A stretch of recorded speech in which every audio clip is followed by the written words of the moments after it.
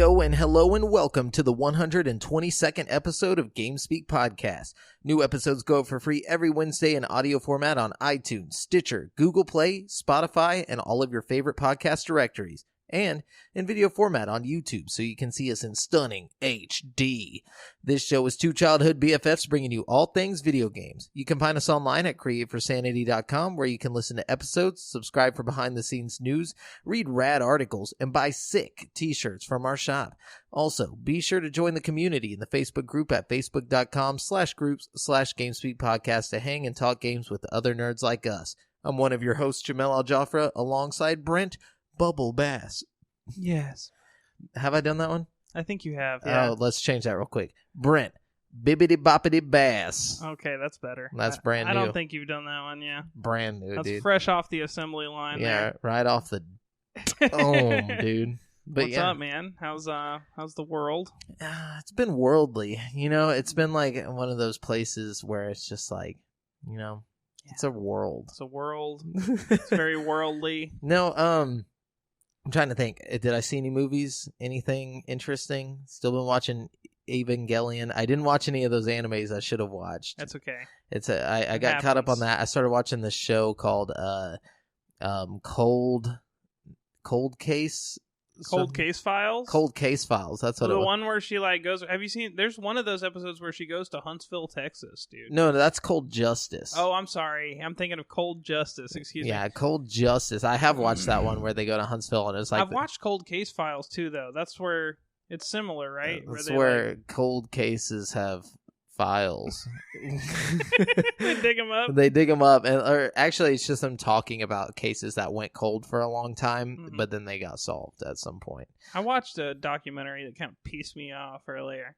It was about the Scott Peterson thing. You remember that back in the day? Mm-hmm. Well, it was like the Scott Peterson trial, but they left out like all these details that were like incriminating to Scott Peterson, and it was like obviously trying to make him look, you know, like the good guy. That's how every Netflix documentary is about, like, prison. Well, I'd be fine with that if I didn't already know all these facts that they're just excluding from the movie. No, our justice system is out to kill everyone, dude. That guy was innocent. Scott Peterson did nothing wrong. No, dude. No, I don't want to joke about that because, like, this movie is legitimately, like, got people thinking that Scott Peterson is just this nice guy who didn't do nothing. You know what I mean? That's like that one show on Netflix now. It's called like Ada something or something. You know what I'm talking about? Shoot, I don't know. It's like, I forget what it's called, but like the very first one they do is like, this guy didn't do anything wrong, and he's like, yo, buy my mixtape. And he's like in prison, and he's like this white dude who like lived in this like army like town, you know what I'm saying? And like he was like maybe 30 something, and he was just like out trying to sell his mixtapes, and then he was just robbing gas stations. Like they're like, there's no way he would rob a gas station, and like they have video proof of him robbing the gas station, but they're like, video can lie. I'm like, okay, this is dumb. Like at that point I was like, can we just admit that this guy robbed these gas stations? Right. Where we make it a whole the whole point of the show is to like say that video evidence isn't enough evidence. I'm like, that's the best evidence. Yeah, that's the best fucking evidence you're ever gonna get. Unless you have some kind of like CG animation guy on your team, you know? Yeah. I mean, even then, it's like, you know, come on. What cop is just like, if they're that good at CG and like all this stuff, why are they working as cops and not like working on movie production or something? It's stupid, yeah. Yeah. Unless it's like some kind of like political thing, you know what I mean? Like if it was like the president did some shit, you know, then maybe okay. It's like, okay, maybe somebody would have gone through the effort to do that, you know? Yeah, if course. It's just some dude selling mixtapes at the gas station and they keep playing his like songs in the background, I'm like, God, this is horrible. That is dude. Horrible. It's really bad. That's okay. I don't even remember what the show's called, so just don't watch it. Pretty soon, it won't matter. No, we're all gonna storm Area 51. Oh dude. My gosh, yeah, dude. Speaking of which, Area 51, Mario Maker 2. That's us right now. Well, this Saturday coming up. We got a level in the works for you guys, and it's pretty much going to clap your cheeks. You know what I'm saying? Oh, yeah, dude. Just like it will at 3 a.m. when you wake up to that alien just fucking just eating out your asshole. Oh, dude, I got a new gem from Wish this week. I got. Oh no, dude! Why? Why do you keep doing this to yourself? I don't know, man. This one's a good one, actually. Though you hook it's like a cord. You hook your phone up to the TV and you just play it through the phone, like your phone stuff through the TV. I was playing Elder Scrolls Blades on my TV earlier, and it looked really good. It was huge. Really? Yeah, it was excellent. So kind of like a Switch. Kind of like a Switch, yeah. But it's your phone. But it's my phone. So you just got like Angry Birds and I've got KOTOR on my phone, which might be cool. Is it like jailbroke? Oh no! Oh, you bought KOTOR in the App Store? Yeah, I got the app version. Okay, it's the same though. I don't know. I really bought this so I could watch like YouTube videos and stuff like that, like without, because sometimes I like to just like go sit somewhere else in my room, you know what I mean? Which I guess I could just be doing with the Switch, but my like Wi-Fi isn't the greatest in my house, so sometimes I just like to use my data, Yeah, use up all your data. Sometimes you just gotta use that data. We got the unlimited plan, so I wish that for you, dude. Anyways, speaking of wishing things for people, my birthday happened, and on the last episode we recorded was on my birthday, but if you're watching the video version on YouTube, you should go to youtube.com/AlJafferJamel, or just type in Create for Sanity, all one word, on YouTube, and you can see our beautiful GameSpeak podcast sign that is now up behind us. In all its glory. Yeah, it lights up. I don't know if in the video you can tell that it's lighting up like the color of our logo, but it is. It looks kind of white in the video, but it can change colors too. I'm about to hit the auto, dude. I'm about to give it to him. Oh, dude. Oh the flexery, dude. It looks like we're in a gas station right now. You'll never know, man. Sometimes we'll be giving you that gas station look. Sometimes we'll be hitting you with that blue. Oh yeah, dude. Sometimes it might be green. Or maybe we're gonna be playing some Super Mario Maker 2, so we got to make it yellow. Oh shit! You know what I'm saying? Boy. Or maybe what other games have main colors? Or maybe we're playing some Xbox, so it's got to be green. Oh shit! Yeah, oh, yeah, it does. Shit. Oh yeah, we're talking Xbox today. Wait a minute, we just switched to the PlayStation 4. It's got a. Oh wait. Either one. Yeah, one of those works.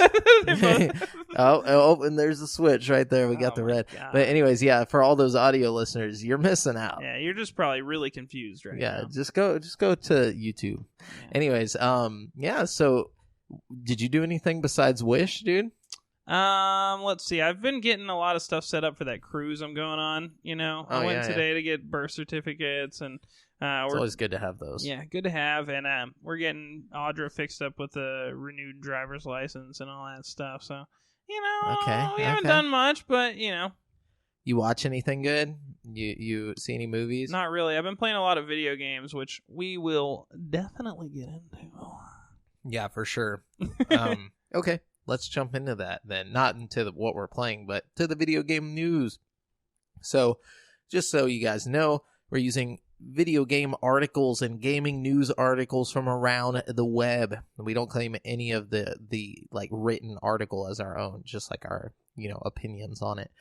So, let's start it off with some big news, specifically for Nintendo fans.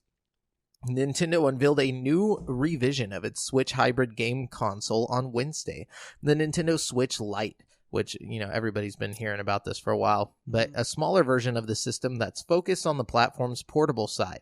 The new Nintendo Switch Lite hardware will cost $199 and will be released on September 20th. The smaller Nintendo Switch won't feature detachable Joy-Con controllers.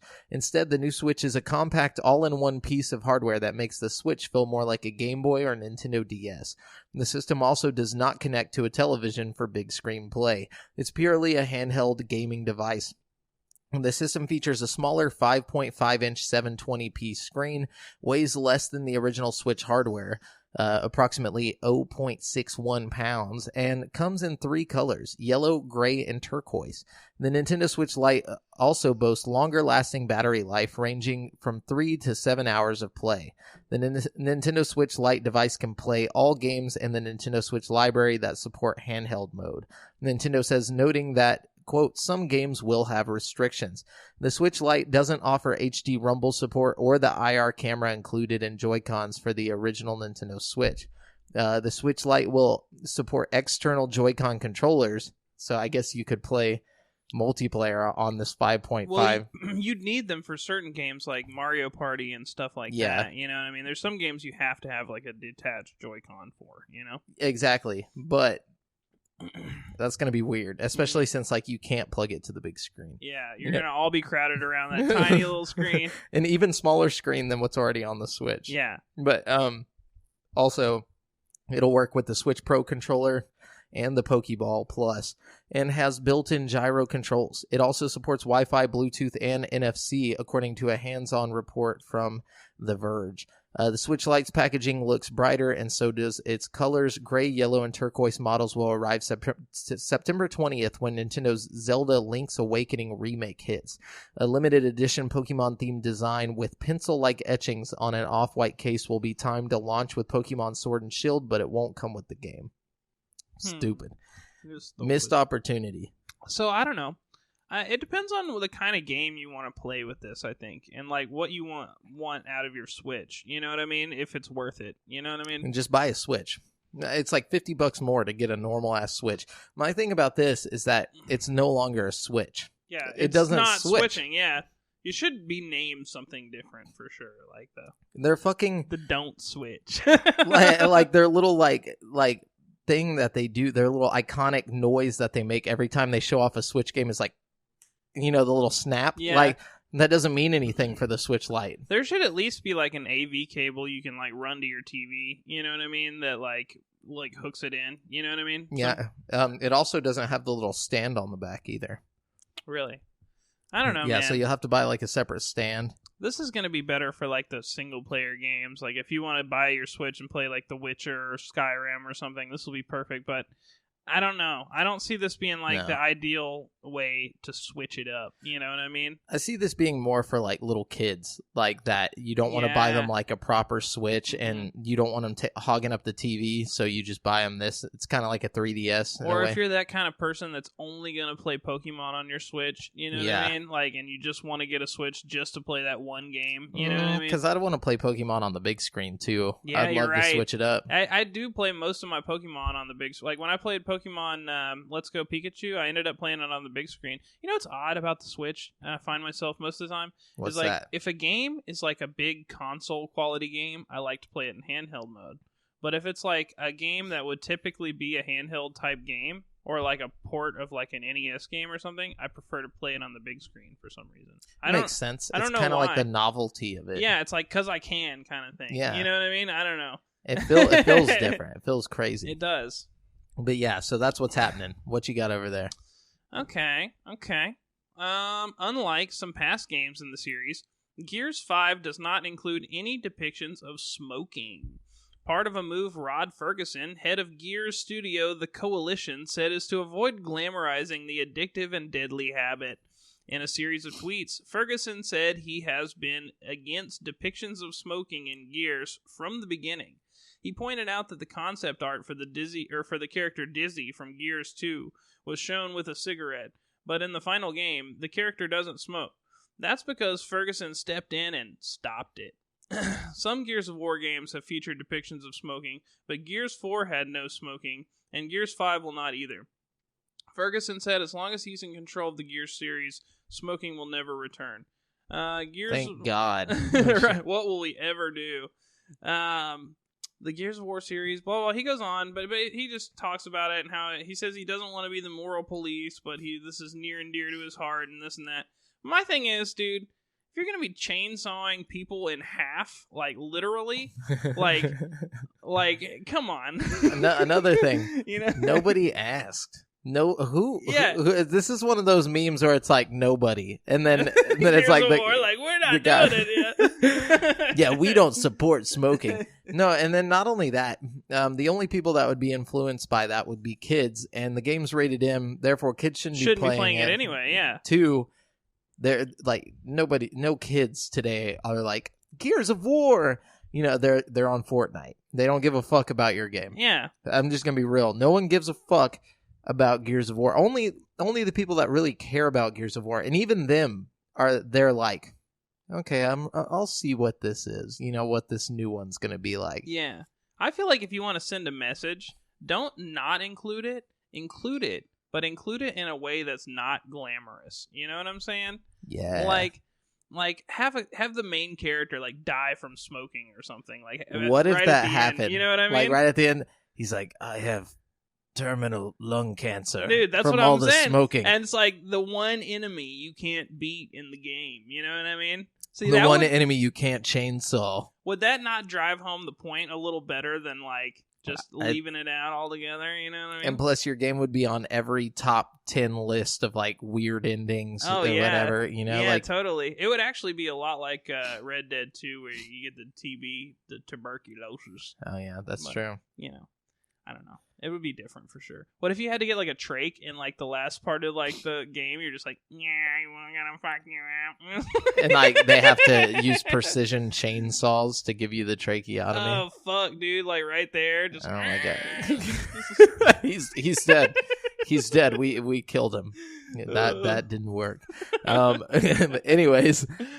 Borderlands 3 will not have crossplay support at launch in September, but the feature could be added at some point after release. Gearbox boss Randy Pitchford confirmed this on Twitter. His statement came after Gearbox released a teaser inviting players to a, quote, celebration of togetherness, end quote. Some people saw this as a reference to crossplay, but that's not the case. The teaser was for something else. Whatever it is will be revealed on July 16th at 7 a.m. PT. I mean, could it not just be for the fact that Borderlands is more or less a multiplayer focused game? Yeah, I guess so. Well, he said it's for something. He said, quote, some folks may be speculating that this thing tomorrow may be about crossplay. Pitchford said, tomorrow's thing is awesome, but not about crossplay. But good news, we are committed to supporting crossplay for Borderlands 3 with our partners as soon as practicable after launch. Hashtag talk later. I wonder what they could be. Maybe well, that was today. So, I guess I just didn't get that news. You keep going. I'm going to figure out what it is. All right, let me know.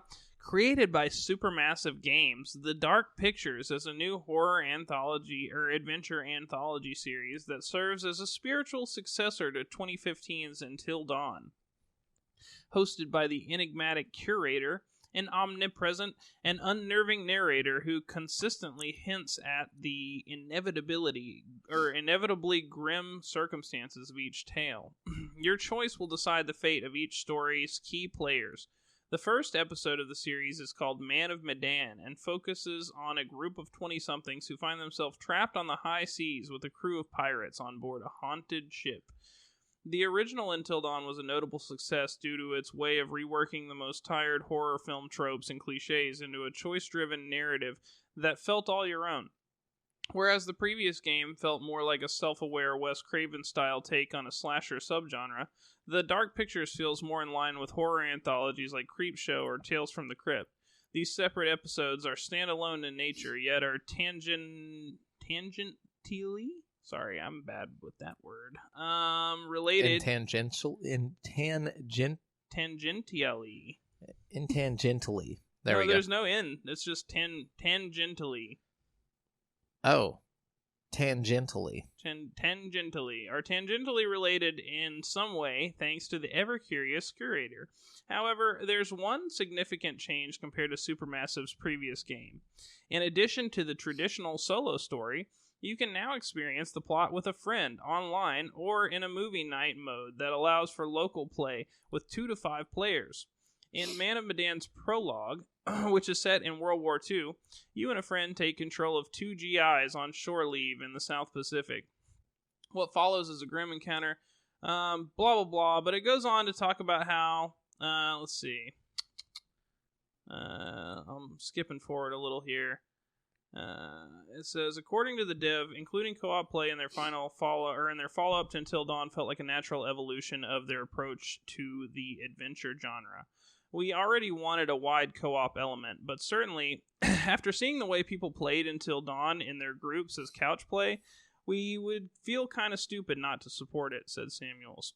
The co-op play we have in place was based on all the lessons we learned from Until Dawn, and how much we enjoyed making it. We wanted to go down that road again, but change it up this time, make it different. We weren't sure how it was going to work either, so we developed a prototype. Just 2 characters, just a conversation over a network, with one player controlling the choices of each of the characters. And what we were trying to figure out was, could we make the conversation feel natural be dramatic, unbelievable, yet both players feel like they were influencing it, pushing it in a direction like in real life. As soon as we left that prototype, we knew that we had something that we could build a game around. So I think you're actually going to be like, it's not just going to be like you're both voting on like the choice that the one person makes. Like it's actual like multiplayer, which is really interesting. Yeah, a lot of people have already played it, like in the industry, and they've talked about it, and they said it's like, okay, so especially whenever you're playing online, so on your screen, you'll see like your friends coming over to you, and you'll like look down and you see like a ring, and you're about to, and like in your head, you know, obviously it's like, oh, you're about to propose to someone, and like they walk up, and then you're like, hey, I need to talk to you about something. But on their screen, they didn't see that. All they saw was you just be like, hey, I need to talk to you about something, and you have like options like, do whatever it is, man, just, you know, do whatever, cool. You know. So like there's little context clues that you don't get on one end versus the other end. So like I'm picturing it kind of playing out like A Way Out. You know, did you play that with somebody? You know, I bet it's kind of similar. I don't know though. I don't know how the co-op, like the local co-op, will work, but well, it's definitely a thing. So it'll be interesting to see what they do. Either way, it's cool that they included it because, like they said, I played that whole game with Matt, and we just sat there and like, I don't know, we got such a kick out of just playing through that shit together. You know what I mean? So it'll be a lot of fun to like play through a story with a friend. You know? Yeah. Right. Okay, so Grand Theft Auto and Red Dead Redemption parent company Take-Two made headlines in 2017 when it announced an all-new publishing label devoted to indie games. The company private division announced publishing deals with 4 different games, all of which come from big names in gaming. Now, one of those games won't be coming from private division after all. Sorry, guys. The first of the 4 games included is Ancestors, the Humankind Odyssey from Assassin's Creed creator Patrice Desolates. Another title was Halo co-creator Marcus Leto's sci-fi FPS Disintegration. A third was The Outer Worlds, the role-playing game from Obsidian Entertainment with original Fallout developers Tim Kaine and Leonard Boyarsky at the helm. The 4th title announced for Private Division was Project White, an action fantasy game from Battlefield 3 lead designer and Payday 2 director David Goldfarb and his new studio, The Outsiders. The game, which was re-revealed as Darkborn in April this year, is now moving ahead with a different publisher. Private Division confirmed to GameSpot that it ended its publishing arrangement with The Outsiders in 2018. Quote, Private Division ended our publishing agreement with The Outsiders at the end of last year, reads a line from Private Division's statement. We supported the studio financially for several months after ending the deal, and we wish David Goldfarb and the rest of the talented team the very best with the game and their future endeavors. It is not immediately clear why Private Division and The Outsiders split up or what financial considerations might have been in place related to the business separation. Private Division declined to share further insight into the matter, while The Outsiders CEO Anders Pettersson tells GameSpot that the Swedish studio plans to share more details after the summer. Also unknown is if The Outsiders will or are already seeking a new publishing agreement, or if the studio will self-publish Darkborn.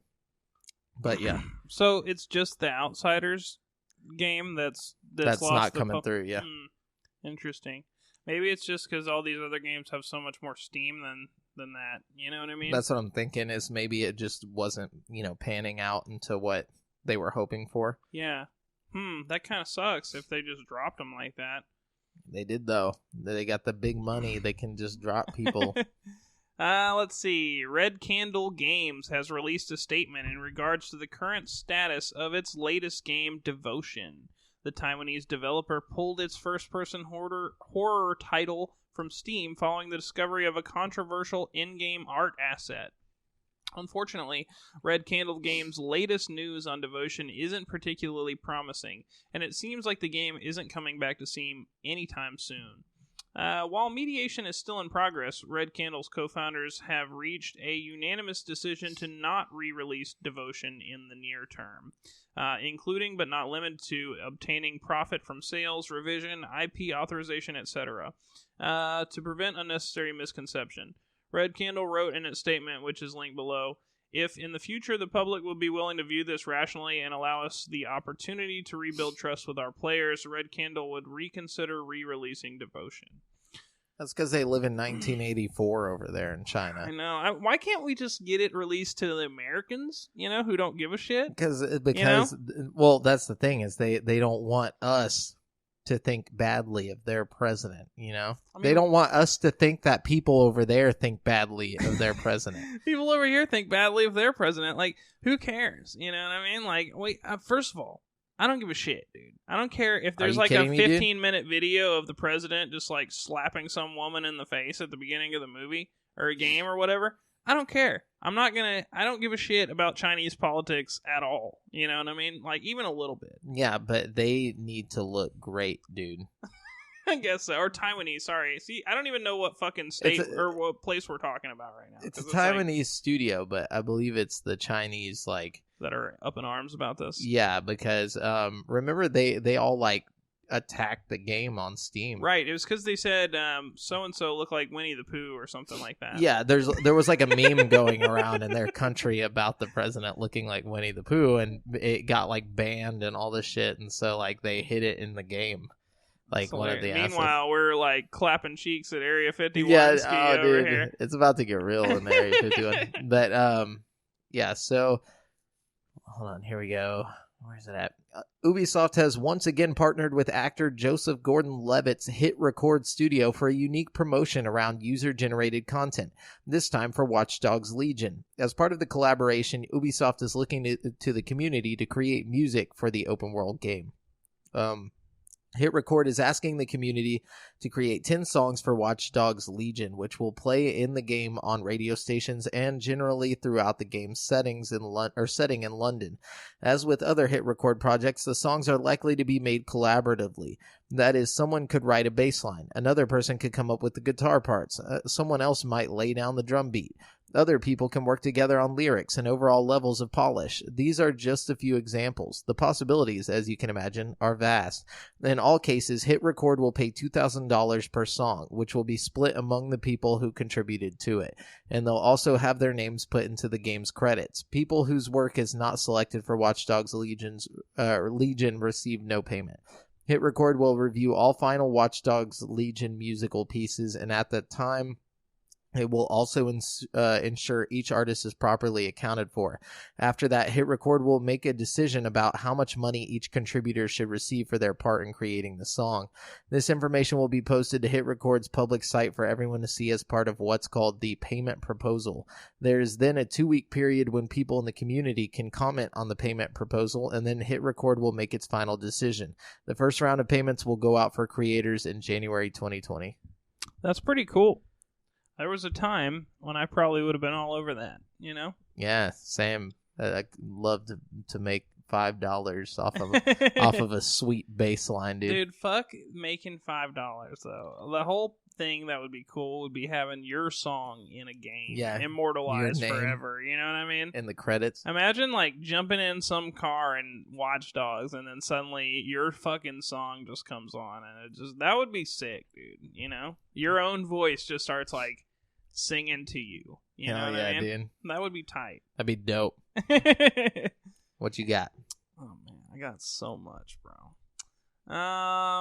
This isn't really video game related, but it's pretty cool. Mindhunter returns to Netflix next month. Yeah, pretty excited about that. Yeah, I love that show. If you haven't checked it out, season 1 is awesome. Season 2 is coming August 16th. And I'll do another one since that was short. Fortnite developer Epic Games has warned fans who play the game on iPhone and iPad against installing the latest iOS update. Don't do it. Writing on Twitter, the developer cited stability concerns. The company stated, "We are well aware of stability concerns on the iOS 13 beta for Fortnite Mobile. We recommend that players do not use the iOS 13 beta at this time. iOS 13 is currently in open beta, blah, blah, blah. So, if you're really concerned about Fortnite, don't download the iOS 13 beta.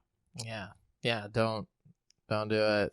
No, Anyways, Assassin's Creed Odyssey recently introduced a story creator mode, allowing players to build their own custom missions. Ubisoft has noticed a glut of missions intended to easily boost XP and has announced changes to the mode to prevent farming. The studio said in an update that it is doing this to maintain the integrity of the creative mode, as well as to keep the XP farming missions from crowding out other community stories that are using the mode as intended. Story creator mode was designed to be a tool for players to let their creativity and imagination run free as they build their very own stories to share with others, using a modified version of the tools our own designers used to develop the quests in the game, the update states. These exploits risk jeopardizing the overall quality, integrity, and purpose of story creator mode, and results in less visibility for the creative, interesting, and frankly fantastic community stories that have been published.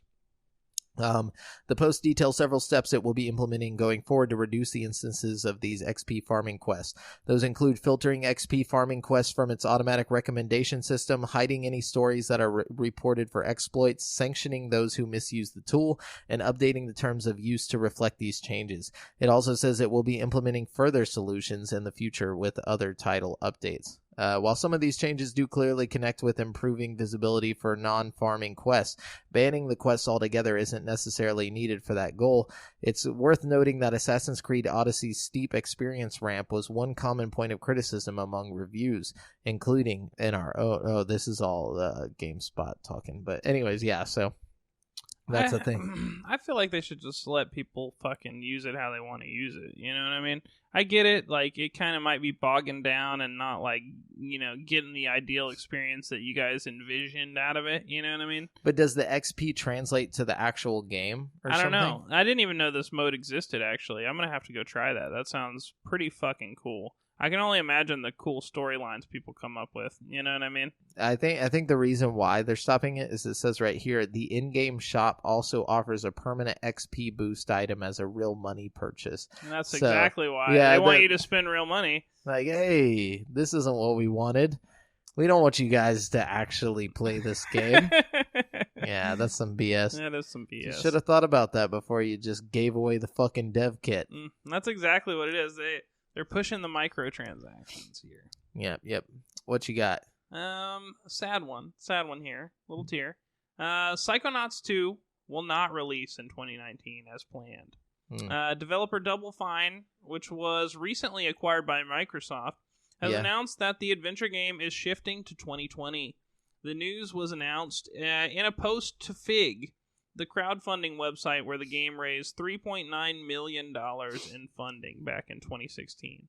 In the post, Double Fine said the delay, while it's tough, is the right thing to do to make Psychonauts 2 a better game. Don't tell me what to do. They go on a little bit, but, you know. Yeah, we get the point. You get the picture. It's probably a good thing, though. I mean, I'm okay with that. Let them refine the game. I mean, I've waited like 11 years for Psychonauts 2. I think I can wait like one more. Maybe. You know what I mean? Maybe. People on the internet were not happy with how Sonic the Hedgehog looked in the first trailer for the upcoming Sonic film. The design used elements of the classic Sonic design, but largely went in a new direction that some found creepy, and fans let their voices be heard. In response, Paramount announced that it would delay the movie by about 3 months to implement a new look for the super fast Hedgehog.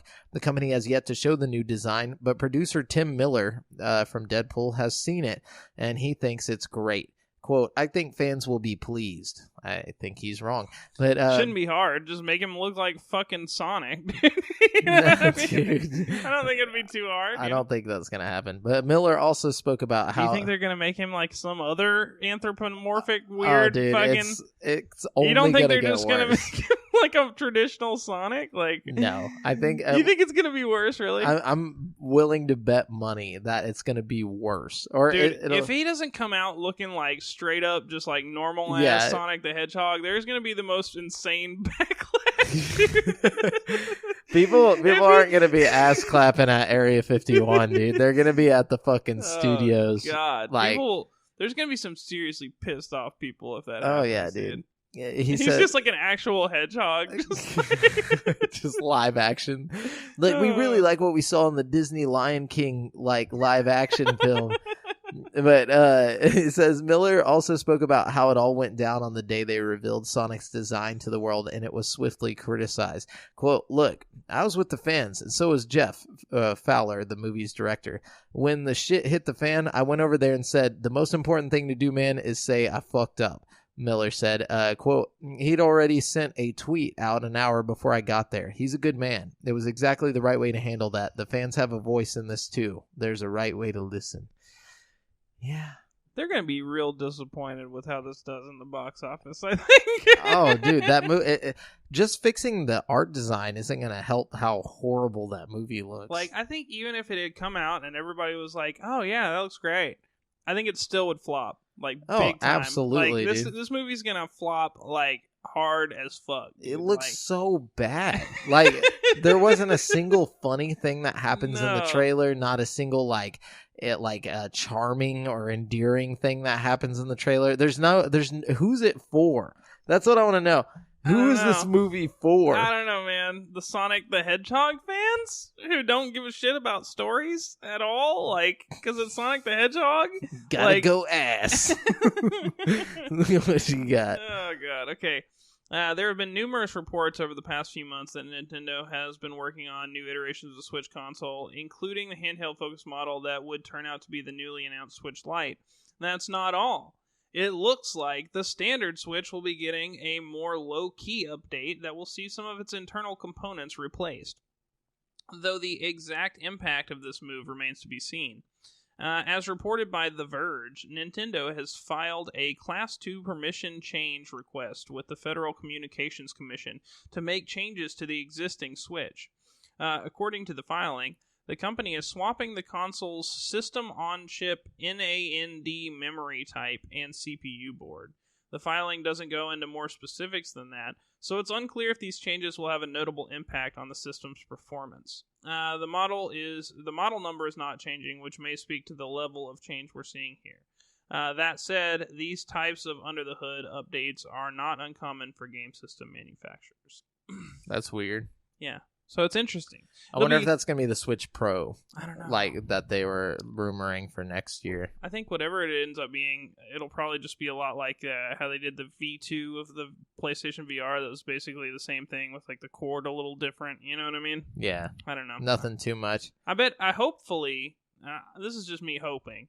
I hope they do some kind of improvement to the joysticks on the Joy-Cons. Definitely. Make them a little more like, I don't know. Stable. Yeah, there's something wrong with, like, they're not as like good as I want them to be, you know? I agree.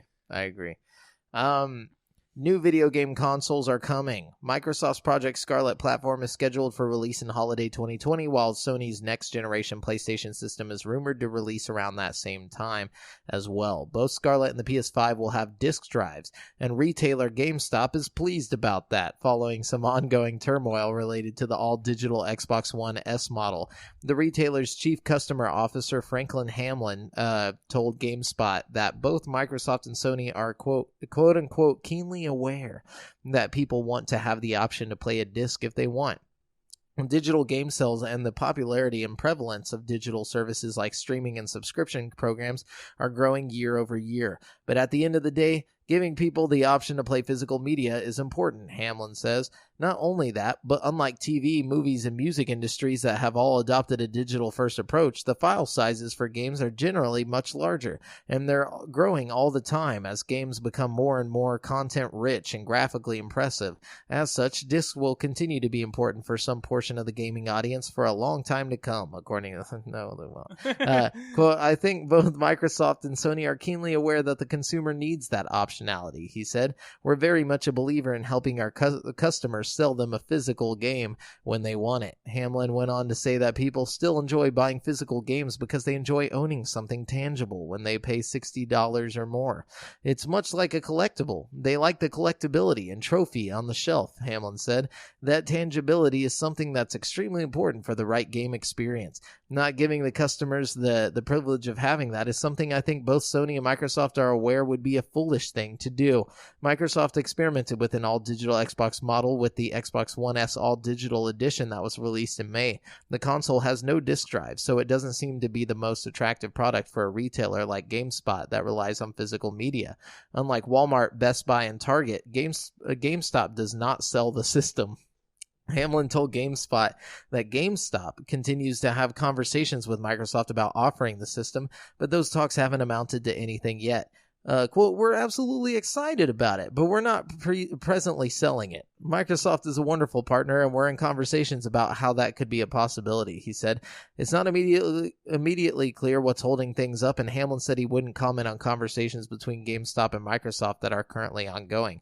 Whatever the case, Hamlin says he believes physical will continue to be a better way to experience larger games and start playing faster.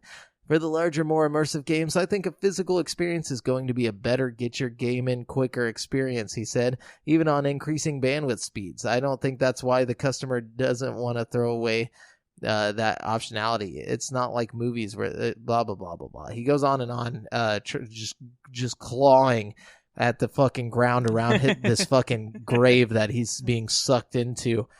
And I mean, I think in some ways he's right. No. And in some ways he's wrong. There's no way he's right. Like, well, I think he's right about people wanting to collect things. I think he's right about the growing size of games. Like, pretty soon, though, I think that is one of the things he's wrong about also. He's right that the games are growing. He's wrong that is one of the reasons that people will continue to buy discs, because eventually games will outgrow the discs. Pretty soon, physical games will have to be on like SD cards, like Switch is doing. You know what I mean?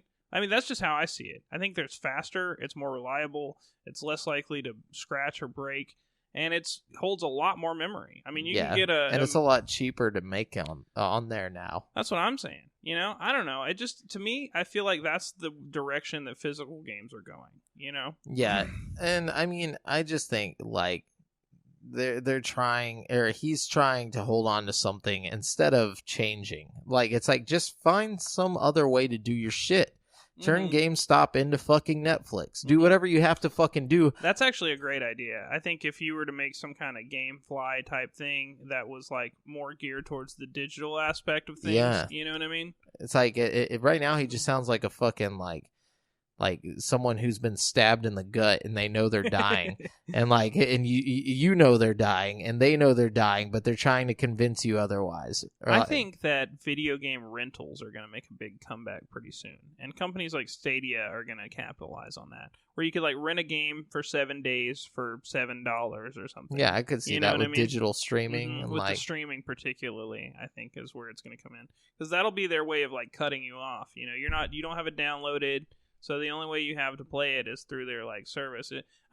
Personally, I can beat most games in like 7 days unless it's like an insane, RPG or something. You know what I mean? So I don't know. I think that would be kind of cool to have the option to rent stuff again. I used to do that with like all the games I played back in the day. But to do that, they would have to make it to where like their subscription was based on like a contract, or like it's like you have to pay for like 3 months to get Stadia. Like, you can't just pay for 1 month. And if you do want just like a smaller amount of time, it's going to cost you this much or whatever, Yeah, there'd have to be some kind of variable at play, but I think that will resurface very soon, because you see it with movies already, like, oh, rent this movie for 30 days or whatever for, $5. That's the thing. Like, that's how like all the movies are nowadays, For sure. I don't know. I think that's what we're going to see soon. What you got? Trading cards can sell for hundreds of dollars. What? Making them serious business for collectors. The rarer the card, the more it's worth. Case in point with Trainer Number 3, a rare Pokemon card that sold for $60,000 in August 2018. That same card, sold through eBay, has turned up missing or lost in the mail. No one really knows. Trainer Number 3 holds a lot of history in its paperboard. It was given to the third place winner of Pokemon Competition Super Secret Battle in Japan in 1999. Polygon reports that the card ended up in the hands of eBay seller Pokemon Place, who used international delivery service Remakes to send Trainer Number 3 to its buyer. Pokemon Palace says that it sent the card sealed in a plastic container with a unique hollow pattern to Aramax via USPS with a $50,000 insurance. Aramax signed for a bulk lot from USPS that was supposed to include the card, but Aramax says trainer number 3 wasn't in the delivery, which included a medley of other items as well. Right now, no one has a clue where it's at. My responsibility was to ship the card to Aramax, a middleman company that then ships the card to the buyer, Pokemon Palace said. The tracking information I have was with registered mail and shows tracking and a signature. Aramax claims they haven't received it and signed for the bulk lot. An insurance claim cannot be filed because Aramax signed for the bulk lot. So, damn, what a pickle. Yeah. That's a salty pickle, That dude. is a hard pickle to swallow right there. Yeah. Just deep throat that pickle, dude. Oh, but damn, that is crazy. That sucks. It sucks for him.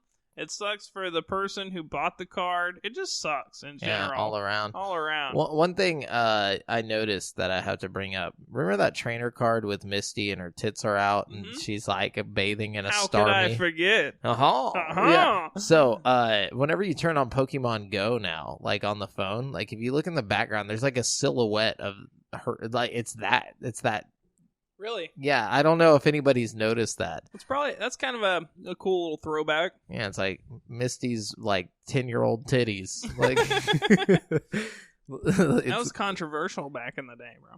It only came out in Japan, I think. Like that card specifically. I think that's why. It's like that episode of the Pokemon TV show where they pull out the gun that didn't come to America. Which is weird because America's all about guns. Yeah, you'd think that wouldn't show in Japan. Yeah. Yeah. Either way. Anyways, what else you got? I'm done with news. Okay. Let's see. We talked about. Oh no. Here we go. Nintendo has announced the latest NES games for Nintendo Switch Online subscribers, along with a brand new feature for all NES games. The new titles are Donkey Kong 3 and The Wrecking Crew, which will become available starting July 17th. As for the new feature, the Rewind feature is exactly what it sounds like. You can hold ZL plus ZR buttons to rewind gameplay for all of the games in the Nintendo library on Switch. So there you go. Can we just get our fucking SNES games? Like, I'm so done with the NES stuff. Like, it's all old. It's so old. It's like one generation too far. Yeah, I'm with you on that. It's just hard to get in. There's a handful of games that I still kind of enjoy, but even the ones that I like, I'm like, I can only play for like 30 minutes, and then I'm like, all right, I'm bored. It's like there's so many good titles on SNES that would hold me over for hours. Yeah, there's like RPGs and stuff on Final SNES Fantasy, that I can sink my teeth into. Chrono Trigger. Oh my god, dude. Fucking Donkey Kong Country. Like, all the good shit.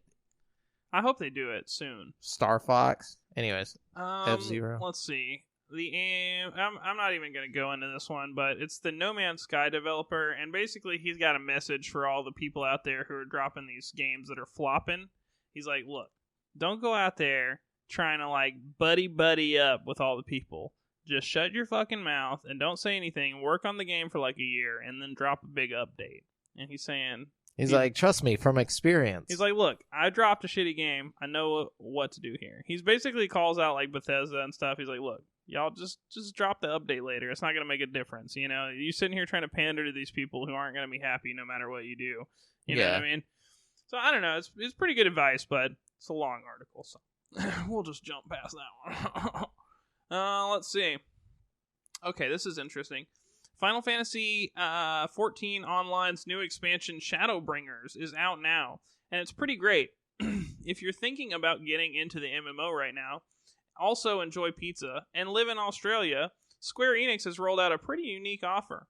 Now, until July 28th, everyone who orders pizza from Domino's can get a free copy of Final Fantasy 14 Online's Complete Edition, which contains the base game along with Heavenstorm, Stormblood, and Shadowbringer expansions. You must order the gaming bundle that comes with 3 traditional pizzas, 1 order of garlic bread, and a 1.25 liter drink. It costs $60 Australian dollars for delivery or $54 Australian dollars for pickup.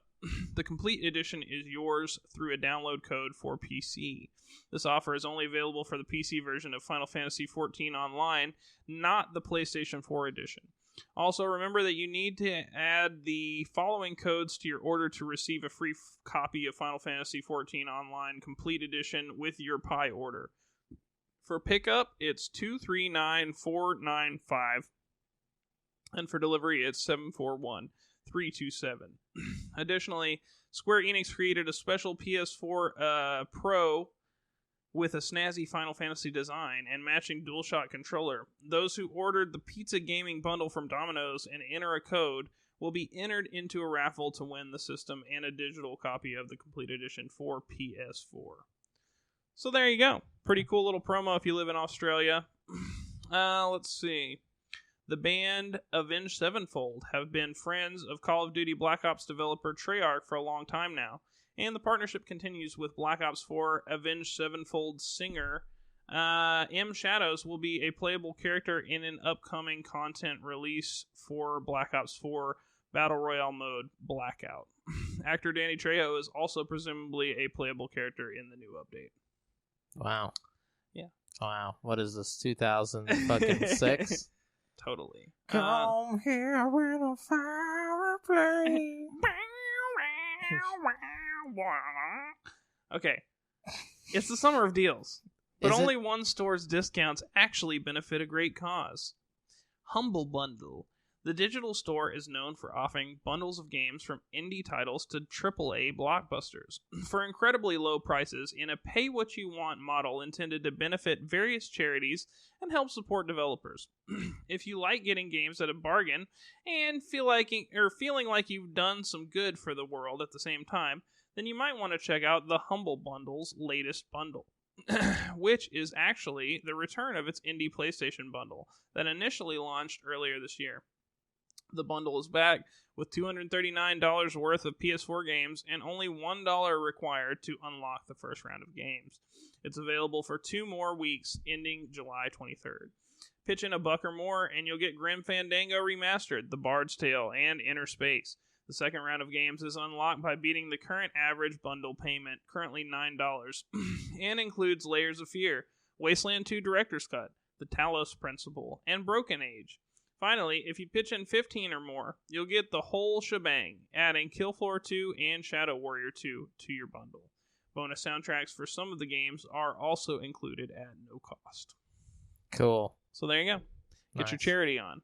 Get Yeah. you some games. Broken Age is a lot of fun if you like point-and-click games. Yeah. Okay. Is that it? That's it. That's all the news? That's all the Okay. news, yeah. Well, let's jump on over to this week's releases where you can find out what brand new games are coming out in the next 7 days. We're going to start it off with a game called Redeemer. It's coming to Xbox One, PS4, and Switch on July 19th for $29.99. Redeemer is an intense brawler where you will punch, hack, and blast your way through enemies using fists, hammers, firearms, and even the environment. Play as Vasily, an elite operative who once worked for... It sounds like Vaseline. That's what I was thinking. Yeah, an elite operative who once worked for one of the biggest cybernetic weapons manufacturers in the world. Officially working in security, you were tasked with infiltration, assassination, extortion, and even torture. When eventually the corporation decided to turn you into one of its cyborg soldiers, you managed to narrowly escape to a secluded monastery deep in the snowy mountains.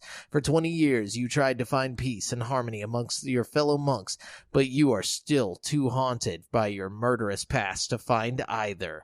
Now, after all of these years, the corporation is finally closing in on your location, and in so doing, they have given you one last shot at redemption. That sounds dope. Yeah. Lost Like that. Ember is coming to PS4, Xbox One, Switch, and PC on July 19th. Couldn't find a price for this one, but it's a breathtakingly beautiful world that holds the secret of its past for you and your companion to uncover. Play any animal you meet to see the world from new perspectives and chase your destiny in the exploration adventure Lost Ember. With a wolf as your main character and a determined companion on your side, you will unveil a story of loyalty, despair, and betrayal that led to the fall of a whole world. Okay.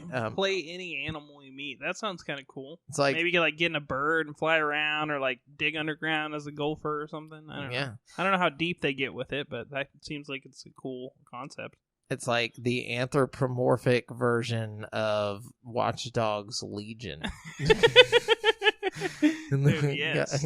Gabuchi. It's coming to PS4 and PC on July 18th for $7.99. Snack strategically and clear stages in this delicious action puzzle game. Gabuchi is a stage-clearing 2D action puzzle featuring a ravenous little creature who loves to eat blocks and food, particularly heart-shaped cookies. Players must work to solve 180 challenging stages, finding ways to get the color-changing Gabuchi to his favorite food by navigating a grid-like space filled with friendly red and white blocks. And then we got Etherborn coming to Switch, PS4, Xbox One, and PC on July 18th for $16.99. Etherborn is an elegant leap in the gravity puzzle genre, an environmental puzzle platformer built on exploring and understanding gravity-shifting structures. And then we got Date Alive, Rio Reincarnation. Coming to PS4 and PC on July 23rd for $49.99. Date Alive Rio Reincarnation is based on the popular light novel series from Fujimi Fantasia Bunko, with 11 characters to choose from and over 150 dating events. There's no limit to love in this visual novel. Well, there is. There's 150. But the story of Date Alive begins 30 years after a series of large disasters known as space quakes that were caused by the appearance of mysterious entities known as spirits. Shido Itsuka, an average high school student, of course, encounters a spirit named Toka Yatogami, who has lost all hope in humanity. Shido is later told by his younger sister, Kotori, that he alone possesses the ability to still the power of a spirit. In order to protect the world and to save the spirits, Shido is determined to do whatever he can. No matter the obstacle, he is ready to face the spirits head on. Okay. But is that the VR game? Or I don't think so. I'm gonna look it up. It might be, because it does say PS4 and PC. But, and then we got Marvel Ultimate Alliance 3 coming, or The Black Order, coming to Switch on July 19th for $59.99. Everybody knows what that is, and it's coming. Then we got Warlocks 2, God Slayers, coming to Switch and PC on July 18th for $17.99. The Order of Warlocks has been called to challenge and dethrone arrogant gods from the thrones, make them pay for their betrayal. Warlocks 2, God Slayers is a humorous 2D action RPG with online and local co-op. Challenge the vile gods and dethrone them in this action-packed hack-and-slash experience with wizards and meteor showers. Okay. Yeah, it's not the game I thought it was. No, it's like some anime, like, visual novel game. And then we got Horus coming to PC on July 18th. Couldn't find a price, but it's a platforming adventure game with unlockable abilities as players progress through the game. Horus invites players to overcome challenging puzzles and defeat difficult bosses while evoking a range of emotions that will leave some laughing, crying, and cheering their way through a touching narrative. These games sound whack. Yeah, dude. And then we got Nowhere Prophet coming to PC on July 19th. Couldn't find a price. Nowhere Prophet is a roguelite digital card game. Leading a convoy, it's your goal to reach a safe place for yourself and your followers. The mysterious crypt. You get there, you will travel. To get there, you will travel through hostile terrain and fight against those who stand in your way. To defeat your opponents, you fight with a card game where your deck is determined by your stats and equipment. Okay. Cool. But that's it. That's all of the games coming out this week. What a bad week for games. It is. Some would say the worst week for games. Maybe the worst ever, yeah. Yeah. It's very possible. Nothing else this bad has ever happened in video games. In the history of video games. Hopefully next week. We can only pray that next week will be a better week. I think it will, but I don't know that, you know? Yeah. You got to make sure you do your dances and the rituals, the weekly, the game dance. The game dance. If you don't do the game dance, you can expect a horrible week of gaming. It's true. A shaman told me that one time. Yes, but anyways, they're gonna jump into currently playing. Lord. Brent, what are you playing right now? You just tell us. I'm playing a little bit of stuff, man. You know, okay, so you guys let us know what you. No, I'm just kidding. No, so I first of all, I'm still obsessed. Can't stop playing. I'm playing the UFC 3. I'm playing it all the time. I got online back. I'm kicking ass. I'm better than ever. Watch out, everyone. He's back. I'm back. I'm playing a little Dead Rising 4. Just added it to Game Pass. Okay. One of my favorite Dead Risings. It's kind of one of those games I like to play when I just need something to just, just take my mind off of everything and just kill some zombies. Yeah, dude. It's super fun. They got exosuits and crafting. It's a good time. I finished Shenmue. Finally, I finished it. You beat the whole thing? I beat the whole thing. Was it worth it? Eh. That's sad. It was okay. It had a terrible ending, like the worst. Fortunately, there's a sequel. There's a sequel, and it immediately picks up where the first game left off. I've started playing Shenmue 2 also. Does it look better already? Yeah, it looks a little better. It everything about it is better. Like everything. God. Like first of all, the first game had the most unsatisfying ending maybe I've ever played ever. And if I had played it like back in the day when there was no sequel yet, yeah, I would have been so mad. Like I would have been livid.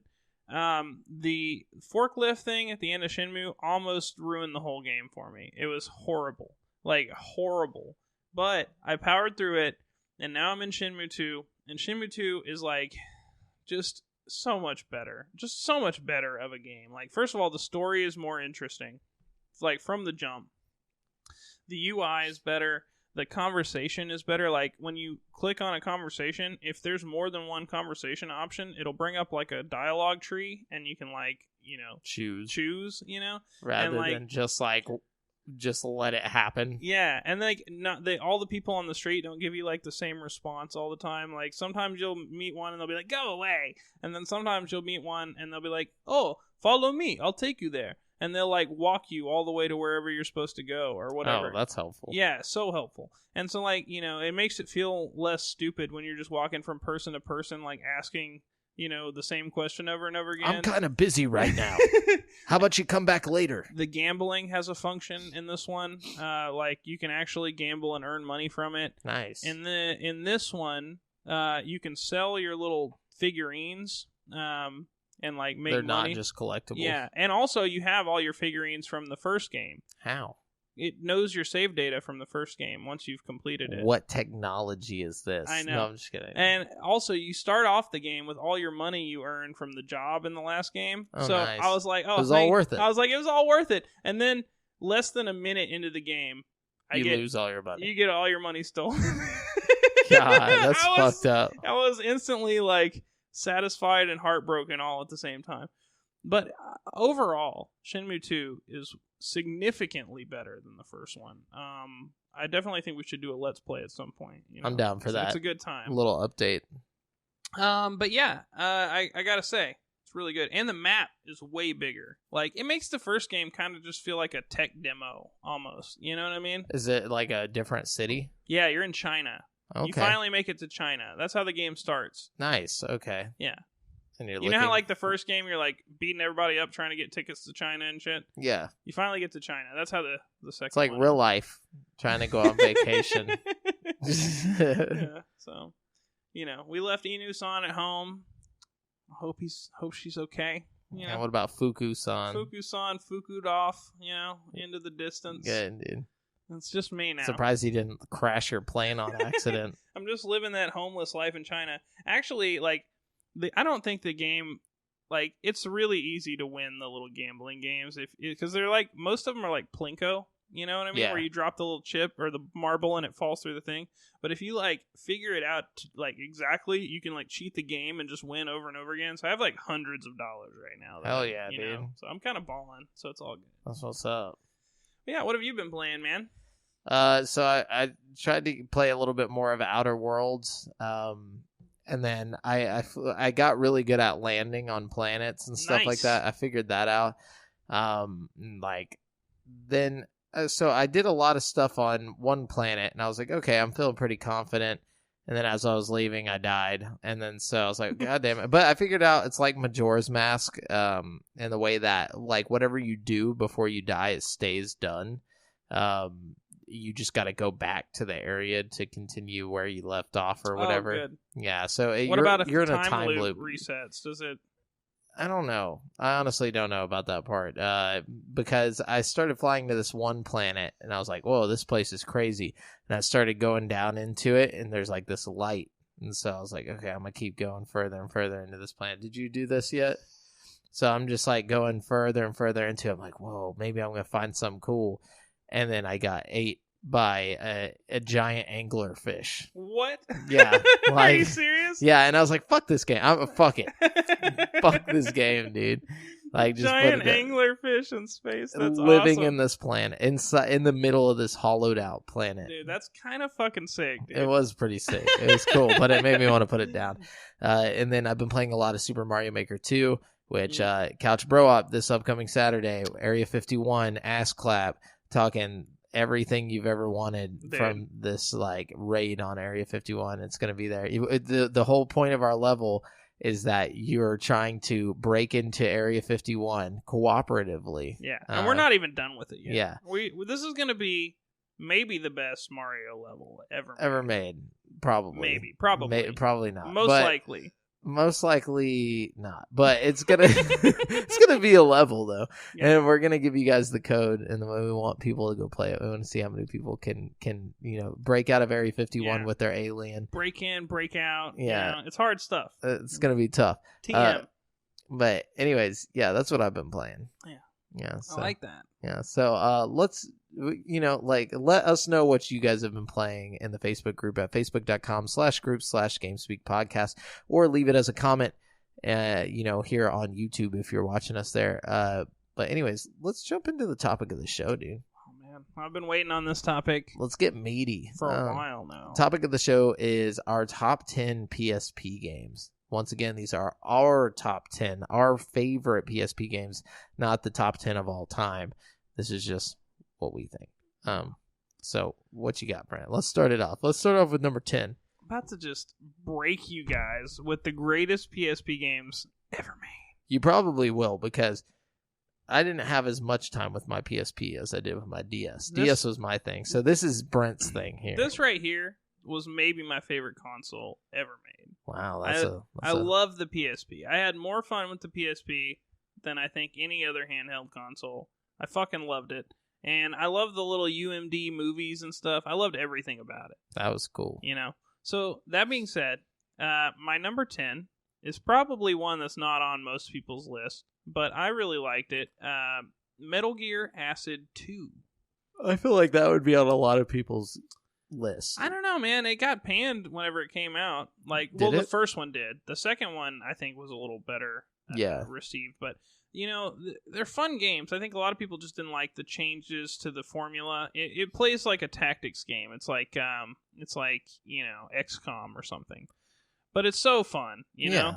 And they had Metal Gear Solid, like actual Metal Gear Solid games on the PSP. So it's like, if that's what you wanted, why are you going to hate on this one? Go play the other. Saying. It's just a little spinoff, everybody's so critical. It's nice. It was like a card game. I think one of the reasons was because this one came out, this was like a launch title, the first one was, so, at that point there wasn't any, but, they came very soon. Yeah.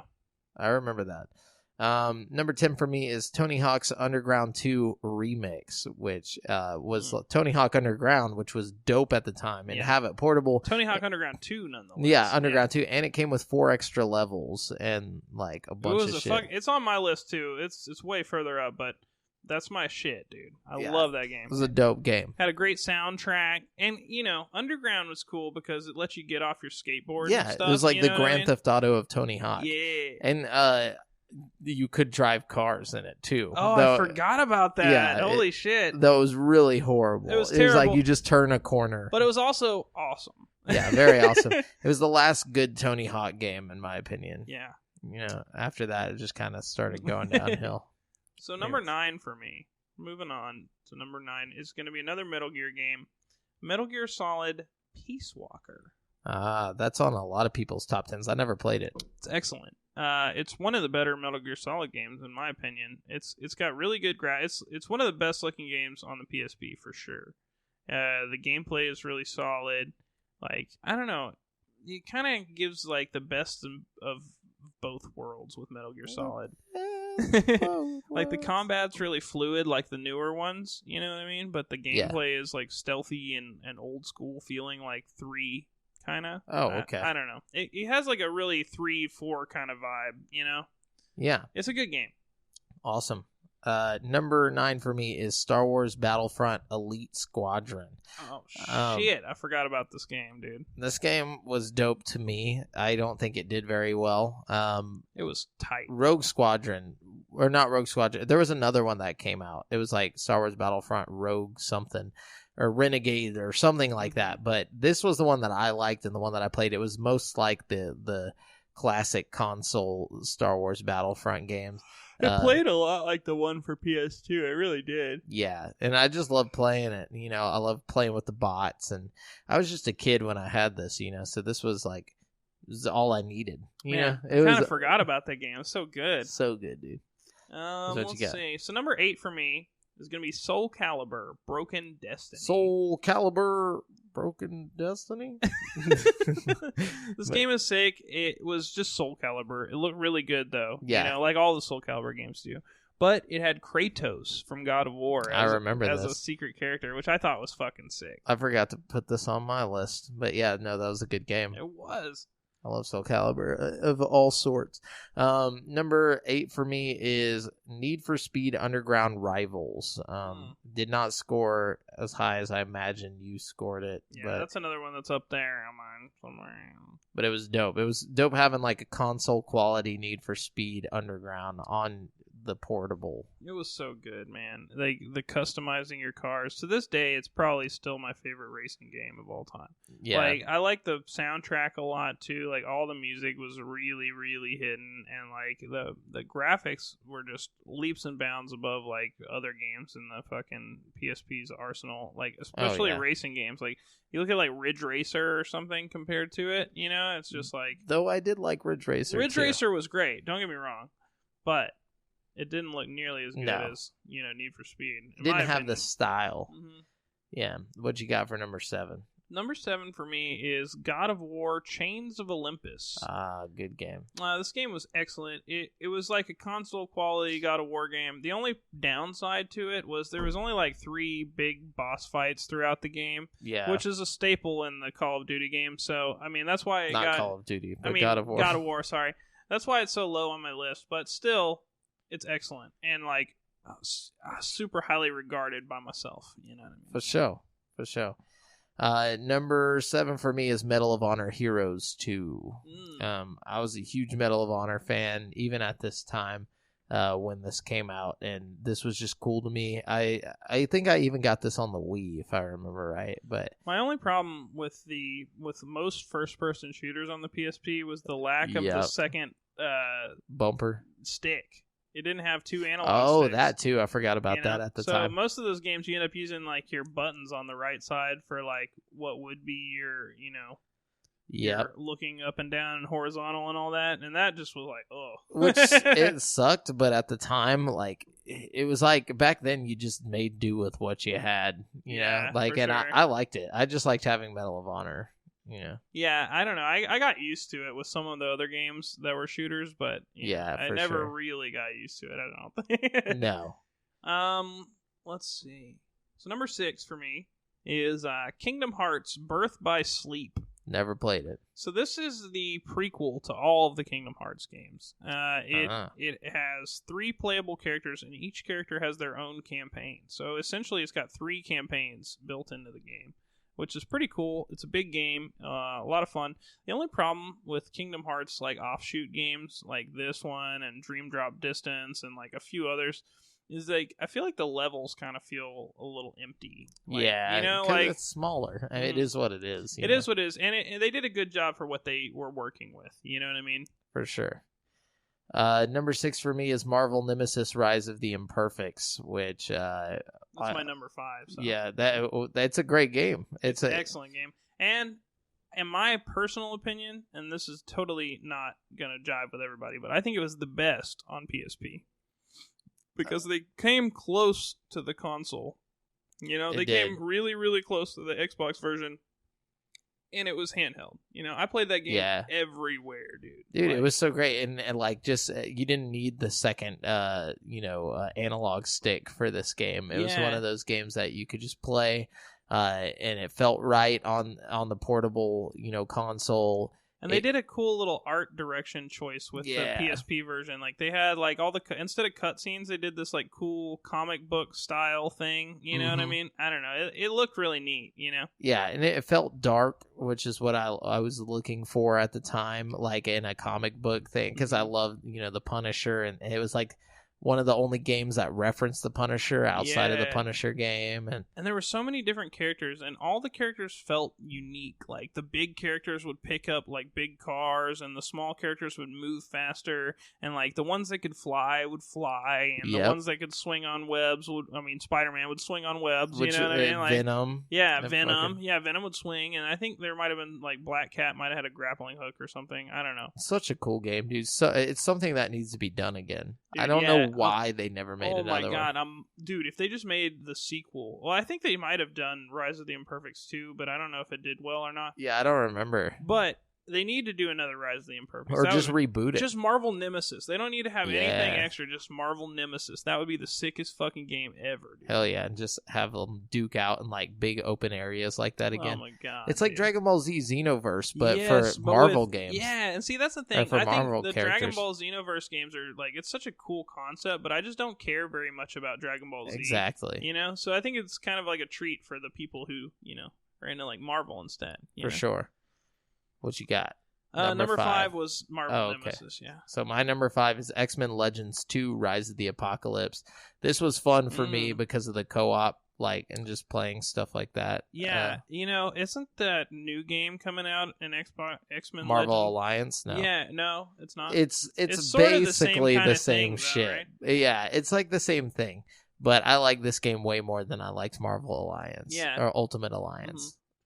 Yeah, I remember this game. I get them mixed up for some reason because I think it's similar, just so similar that it like confuses me. You know what I mean? It is just very the similar. UI and like the top down. The gameplay might be totally different. It's both Marvel. Yeah. This is a good game. It's just like kind of like a Diablo type situation. Yeah. But once again, X-Men was super popular at the time, especially this was an X-Men specific game. X-Men Legends. Yeah. Like, and that's X-Men was so cool to me as a kid. Like, that's what makes this different from Ultimate Alliance more than anything, is that it's just all X-Men. Yeah, it was like the Harry Potter of Marvel. That's how I felt about X-Men. Do you remember that X-Men game that was just a straight up fighter? Yeah. What was it called? Mutant Academy. Oh, fuck, dude. Yeah, that game was dope, That game was sick. I don't think it was on PSP, but that game was so sick, dude. No, that was on OG Xbox. Oh, man, dude. Yeah, dude. Stellar.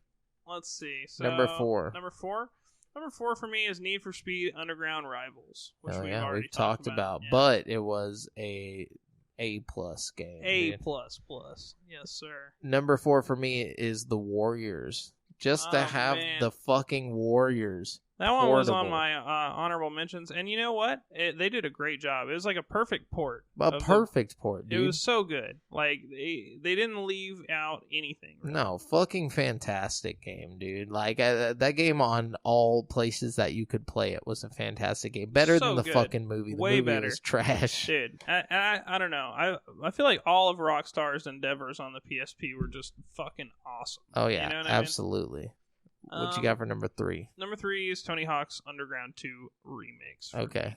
Another one we've already talked Different about. Areas. Yeah. Same game. Number 3 for me is one that I know is not on your list. It's SOCOM U.S. Navy SEALs Fire Team Bravo 2. Yeah. You already know that's not on my list. Dude, this game was dope as fuck. It was, especially with the online play. I was going to say the online is what made this dope, because you really realize how capable the PSP was. Oh, yeah, dude. It was beyond its time, dude. If the PSP had come out, today, everybody would have been playing shit online. You know what I mean? Like, oh yeah, well, it had the had features. 2 analog sticks and it had 2 bumpers. Yeah. Oh wait, so if it was a Vita, but no, right? Yeah, basically the Vita was just a little late, But no, SOCOM U.S. Navy SEALs Fire Team Bravo 2. It was so cool. It was a console quality third-person shooter.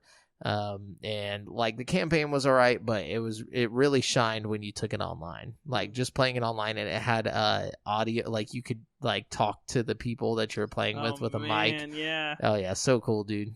I loved it. That was where SOCOM always kind of shined, though, was on the online, It was like... Yeah, that's where it started. I feel like that's... Yeah. Anyways, number 2. Number 2 for me is Grand Theft Auto Vice City Stories. I also kind of put a little slash and like a little, parentheses. I put Liberty City Stories too because they're basically the same game, but they're like prequels though, right? Yeah, they basically took the map from Vice City and the map from Grand Theft Auto 3, and they just put a story that's a little shorter and like easier to fit on the small disc. Yeah, you know what I mean. And they made some really high quality missions and stuff like that. So you get this whole Grand Theft Auto experience just right there on your PSP, which is pretty sick. Was insane at the time. At the time, especially, like just to have that big open world in your palm, like whew. Yeah, because DS could only provide China, Chinatown, and Chinatown Wars was on PSP too. It was, but it wasn't this. No. Number 2 for me was God of War: Chains of Olympus. Really loved that game. It was the only God of War game I actually cared about, and the only God of War game I actually played. Another prequel. Yeah, it's a good one. Really good game. But yeah, and what's number 1 for you? Number 1 for me is God of War: Ghosts of Sparta. That one I only got a little bit of time with, but I did enjoy what I played of it. I mean, like. Chains of Olympus was so good that to make it better is just mind-blowing to me, especially on the hardware at the time. But they did it, Ghosts of Sparta... God damn it, they did it. God damn it, they did it. Ghosts of Sparta looked better. The magic felt better. Everything about it was just higher quality, and they had more boss fights, the game was a little longer. It was just a great game, all in all. Like, I can't say enough good things about this game. It was just as good or better than some of the, PlayStation 2 God of War games, in my opinion. You know what I mean? Yeah, for sure. My number 1 is Vice City Stories. We've already talked about it, but just to have a handheld version of Grand Theft Auto was next fucking level. Dude, hell yeah. Popping wheelies on your motorcycle and shit. Oh my gosh, dude. And they had like new little secrets. So it was kind of a treat for those of us that like played out the Grand Theft Auto 3 and Vice City, to where you're familiar with the map, but like, I don't know, it's nice to have everything kind of shuffled around and a little bit different. You know what I mean? I don't know. It was cool how they did it. Yeah, I would say that, and just having an open world game and such a pocket-sized, device. So pocket-sized. It was unheard of at that time. It was game-breaking. You know what I'm saying? But anyways, yeah, that's it. That's our top 10 for PSP. So yeah, guys, let us know what your top 10 PSP games are. If we missed any, Brent's gonna drop his honorable mentions. So yeah. So for honorable mentions, we have Monster Hunter Freedom Unite, Resistance Retribution, The Warriors, which JAMAL talked about, Siphon Filter Dark Mirror, and Burnout Legends. All were excellent PSP games. Cool. Yeah. So let's jump on over to the People's Champ. Who is our champion this week, Brent? And we got some champs this week, but the big champ, I think we're going to have to give it to Philip this week. Filippo? Philip says to us, he says, do video games help you feel better when you're sad? Yes. It really depends on the mindset I'm in. Mm-hmm. Like, if I'm feeling that I need to be out and social, then no. If it's like one of those types of sadnesses, mm-hmm. then sometimes video games can make me feel worse because I'm like, God, this is what I'm doing. Mm-hmm. But no, but for like times whenever I just need to like get away from everything, video games are that. They're that escape that I seek out. Yeah, I'm with you on that. Yeah, I think you hit the nail right on the head there, because like it's about what kind of sad you are. You know what I mean? Yeah. And I don't think my reasoning is specifically the same as JAMAL, but there's certain kinds of sadness that need to be dealt with in certain kinds of ways. And like if I'm sad about like my girlfriend or something like that, for some reason video games aren't what I'm going for. You know what I mean? Probably gonna go for like alcohol or food or something. You know what I mean? But if I'm sad about just like life in general, you know what I mean? I think video games are kind of what I gravitate to. You know what I mean? I don't know. Because and sometimes they like the little micro progressions in video games can really boost your self-esteem. Yeah, exactly. Boost your endorphins. It's probably why I just have like stupid amounts of self-esteem for some reason. I just play too many video games. Too confident. I feel that. So confident. No, but yeah. So Philip, thank you for being the people's champ this week. Yeah. You're a good champion. You're the greatest champion. And I hope you're not feeling too sad. And if you are, just know that you're the champion. Yeah, know that you're the champion. Go play a game like Katamari or something. Yeah, that's another thing. It's about like what kind of game you choose to play. Yeah. Go get some Animal Crossing in your life. For some reason, that UFC game, when I'm having a bad day, nothing just feels better than just beating up some scrub online. Yeah, you know dude. What I mean? Like, fucking scrubs. It's extremely satisfying.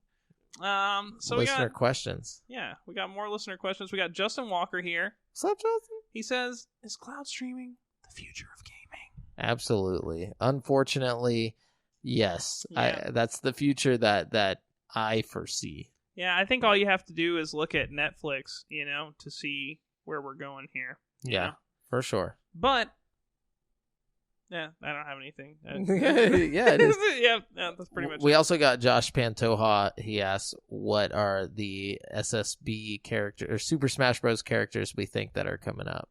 I think they've all been announced, though, huh? No, they've announced, we already have Joker. Okay, right? We're expecting 5 or 4, Banjo-Kazooie. Right? We're expecting 4? I think it's 4. So we got Joker, Banjo-Kazooie, we got the dude from Dragon Quest that was announced. Yeah. And then we have a mystery. No, because then we also got the other... Piranha Plant doesn't count. What about wasn't there another person from Fire Emblem coming?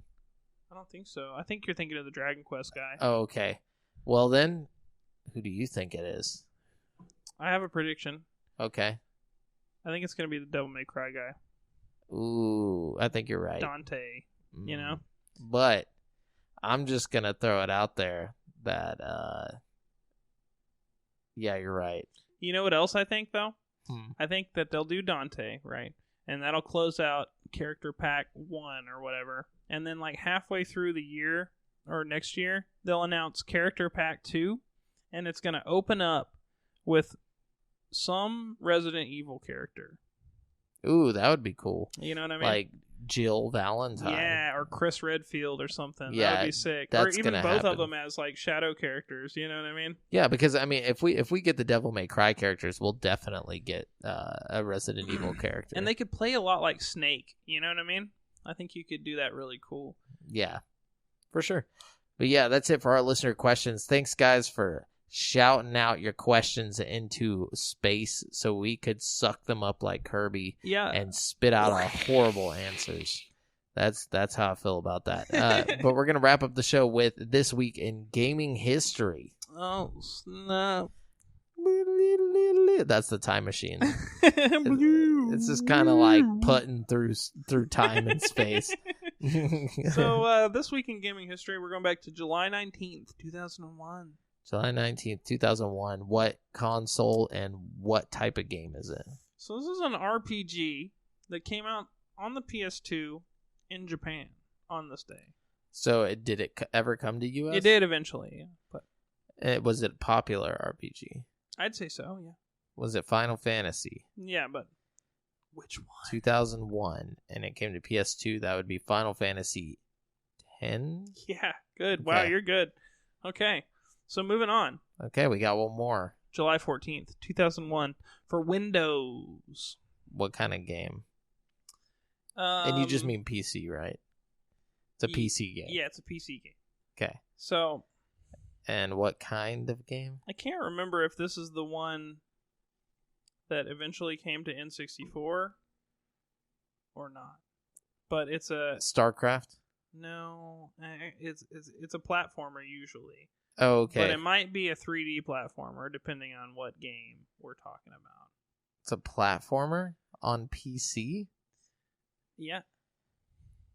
And it came to N64. It might have come to N64 first. I'm not sure, but this is when it came to PC. It was on July 14th, 2001. Could you give me the developer? Capcom? I think. Yeah, Capcom. Capcom. Yeah, it's Capcom. No, I don't know then. Is it Rayman? Let me just put it this way. He's a man. Okay? Okay, he's a man. He's pretty mega. You know what I mean? Oh my god. You're thinking, wait, there was a Mega Man game on PC? According to this, Mega Man Legends was released July 14th, 2001 on Windows. I thought that was a PlayStation game. I don't know. This is just what I'm reading. You know what I'm saying? All right, I'll take it, but I'm going to just assume that's wrong, and I'm going to assume it went to PlayStation. I'm going to look it up real quick. That was the first thing that came to my mind, but I was like, no, because it didn't go to PC. I'm going to find out right now. Yeah, Brent, find that out. You know? Brent's finding that out. You know? Right now. No. Well, while you're finding that out, I'm going to start wrapping up the show. Yeah, wrap it up, and I'll chime in here. Remember, guys, you've been listening to GameSpeak Podcast, courtesy of CreateForSanity.com. The show posts for free every Wednesday on all podcast directories. Be sure to submit any questions you want read on the show to the GameSpeak Podcast Facebook group at facebook.com/groups/GameSpeak Podcast. Check out our video content on YouTube, where you can be watching this and, video format. And all you have to do is search Create for Sanity. It's all one word on there. Anyways. I don't understand. Why did it tell me this? And then I look it up and it says it's on PlayStation. Yeah, it's a PlayStation. But it doesn't mention the N64 version here either. Because it's not called Legends on N64. It's just called Mega Man 64. And it's a different game. Or it's the same game, just less quality. But anyways, and if you want to stay up to date with your boys, you can find me on Twitter at the handle AlJaffer and Brent. Here we go. Brent has one. It was released as a port for Windows in 2001, and it came out on PSP in 2005. Did you know that? No, I didn't know that. I didn't know that either. Anyways, damn. The more you know. More you know. GameSpeak. and check out the GameSpeak Podcast Instagram. Like, we're popping shit off. We're doing it big over there. Yeah.